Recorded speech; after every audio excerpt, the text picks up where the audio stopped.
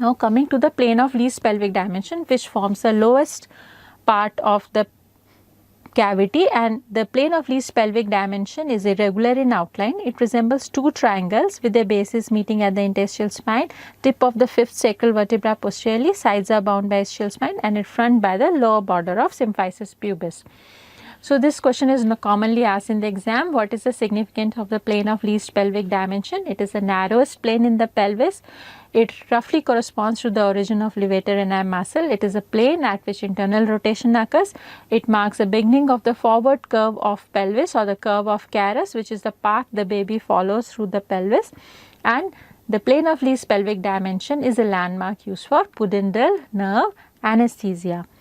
Now the diameters of the plane of least pelvic dimension is 10.5 or bispinous diameter, anteroposterior is 11, and the axis is represented by a line joining the center of plane, and the direction of the axis or the axis drawn perpendicular to the plane is the vertical axis.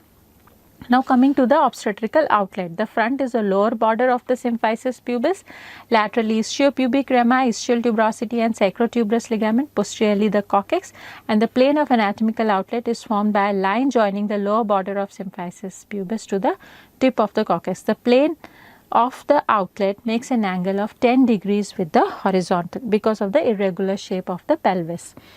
Now this is the posterior diameters of the inlet, the cavity and the outlet.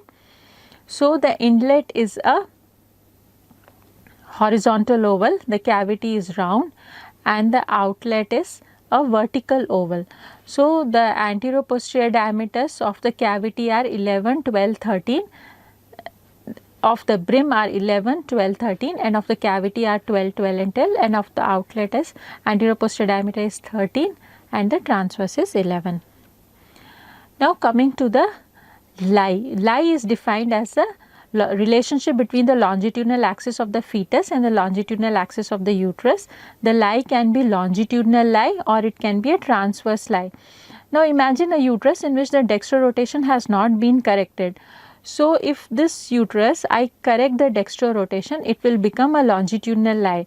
But this uterus, after correcting the dextrorotation of the uterus, also the baby is lying obliquely. So this is a true oblique lie, whereas this, so always before assessing the lie, we should correct the dextrorotation of the uterus. Now coming to the presentation, the part of fetus which is in relationship to the lower pole of the uterus is defined as presentation. Presentation can be cephalic if the head is down, podalic if the buttocks of the baby is covering the lower segment. Presentation can be shoulder or compound when hand and head or head and cord, or it more than one body part is presenting in the lower pole of the uterus.